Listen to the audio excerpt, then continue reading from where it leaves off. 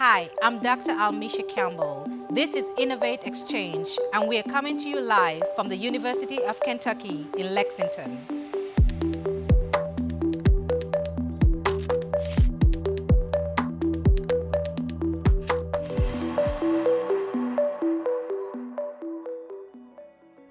Welcome to Innovate Exchange. I am your host, Almisha Campbell, and today I'm with Kendra Stenzel.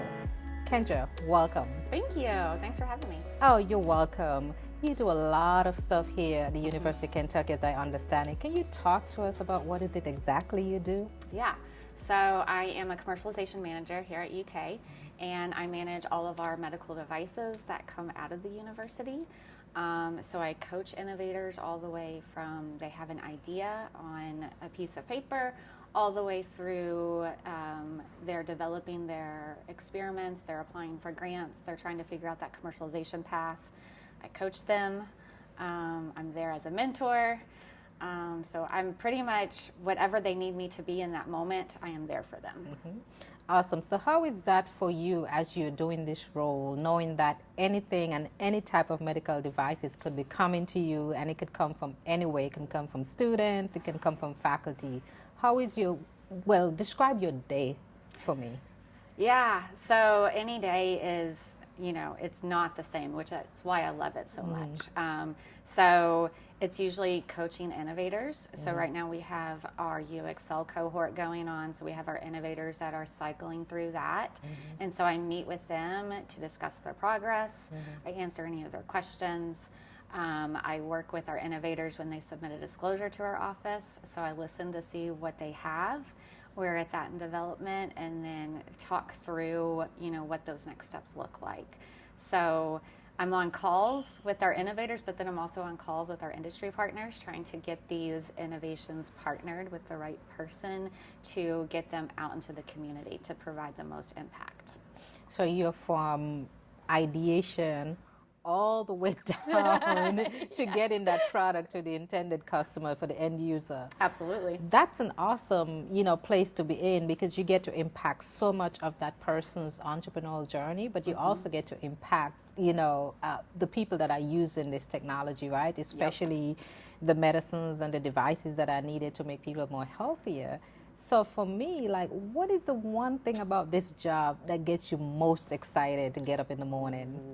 That's my favorite question. It's interacting with our innovators, and when they get it, and when it clicks, and you get to see it click in real time. It's such a joy because we teach them to get outside of the lab and to talk to people and to interact with humans, right?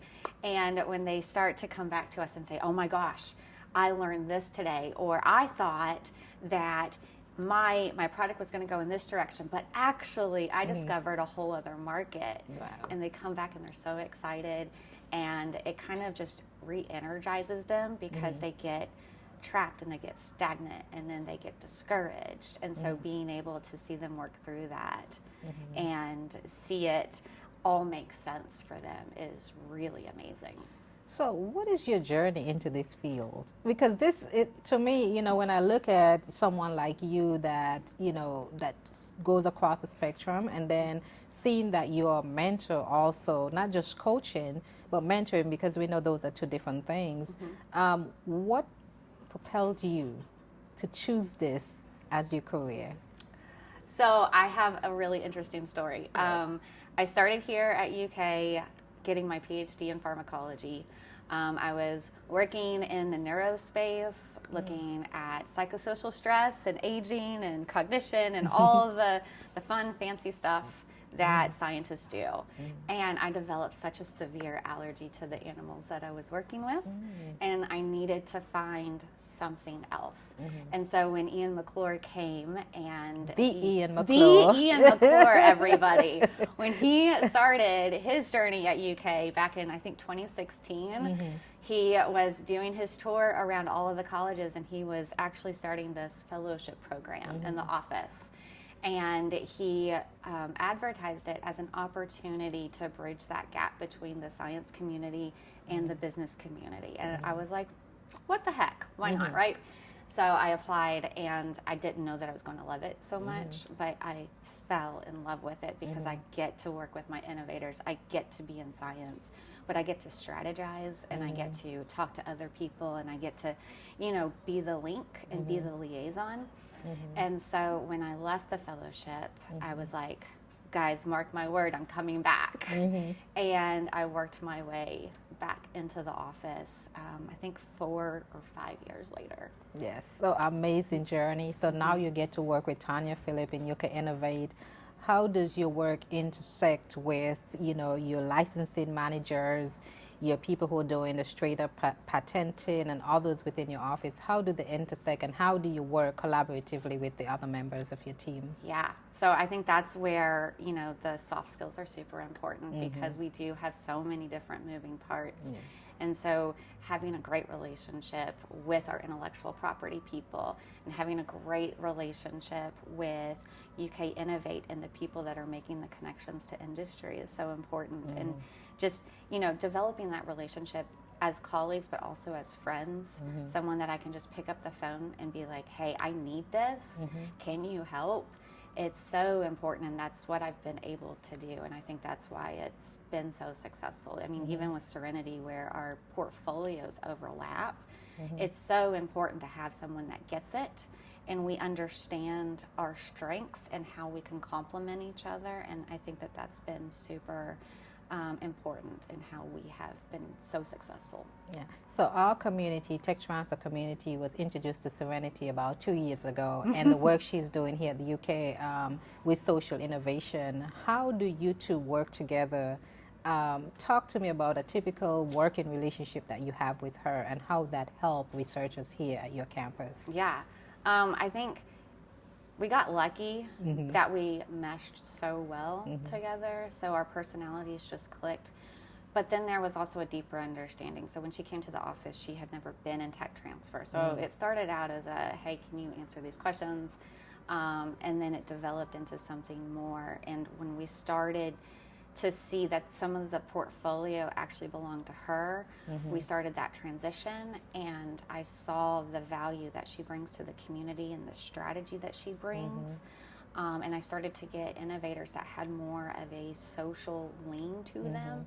So we started just co-managing a lot of those innovators because where I have the medical expertise, we can talk FDA and regulatory and all that other stuff, but then over here, she gets the fun stuff, and she gets to talk about community impact and all of those partners, and I've been able to learn from her and vice versa, and I think, when we click, it's been beautiful. Yeah, awesome. It's always good to have, that relationship with people that you work with, so go hand in hand, and what portfolio should I hand off based on the needs and based on the technology, but also what would be, something that you would tell other universities that wants to get in social innovation, what would be some key things that they need to basically consider first? I would consider the people that you already have, right? Your internal people and their strengths, and assess, what are you good at, and don't overlook the other colleges because they're not in the quote unquote hard sciences, right? We have so many good opportunities and so many wonderful innovators that don't go down the traditional intellectual property path, and then just be ready to listen. It's a lot of listening. It's a lot of, you can't fit a square peg in a round hole, and that's what a lot of social innovation is. And so you can't go the typical model, right? So you have to be open to thinking outside the box and pursuing the path and just seeing what works. So how, there's a lot of excitement around what you guys are doing here at the University of Kentucky. I was on board with Ian. We got to work close together. Then Tanya has been a really good friend of mine for the last 6 years. And so looking at what you guys are doing, the innovation that you're bringing, the grant programs that you're bringing to University of Kentucky, what is exciting about all of that to you? Because I know what's exciting about it for me, because I see a model that I can look at and say, if it works in Kentucky, I do think that it can work in Mississippi, because we have similar, we're EBSCO states, we have similar challenges. But for you, as someone who's working in the office, someone who's working with your faculty, what do you see as the biggest potential of all those funding that are coming in to support innovation and tech transfer? Because this is like no other time in the history of the United States of America. Yeah. The biggest thing for me is the culture change. And this is something that we've been working on since 2016, is changing the idea of innovation and commercialization, and not just coming up with the solution and then trying to backfill the problem. And so being able to teach from the front end about innovation and commercialization, and how to think about your research in terms of, you know, creating that product and having the end in mind, and having, you know, figuring out how to get there. That's important. And I think that's exciting. It's also exciting to bring innovation to Lexington and put it on a platform to say, hey, we're just as good as California, we're just as good as Texas. We have so many good opportunities and so many good innovations here. We should also be on the map for that. Absolutely. And I think you guys tell a really good story about what's happening here and the metrics that you track. And as I talk to Serenities, you know, it's more than just number of patents, number of disclosures and all of that. It's also the people you interact with. And I think that's amazing.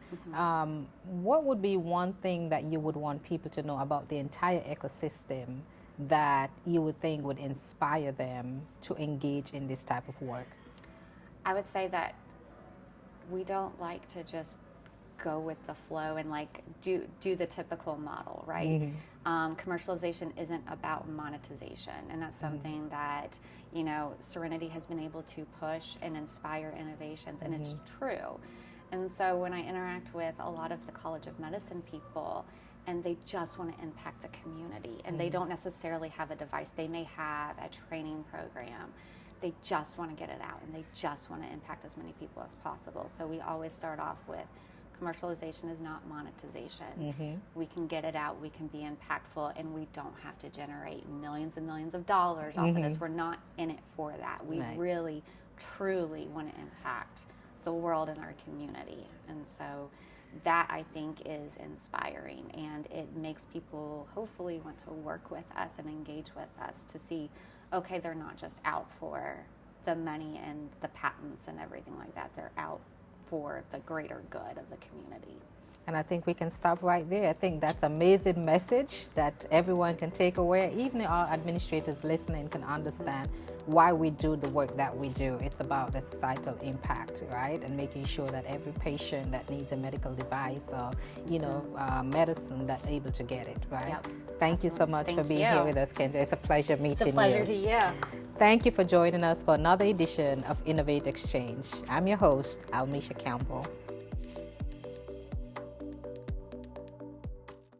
At Jackson State University, we're not just focused on today. Our students are building tomorrow.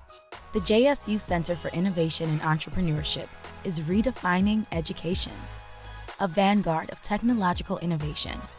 This is what the future looks like. This is what tomorrow holds. Learn and teach, research, build, and grow.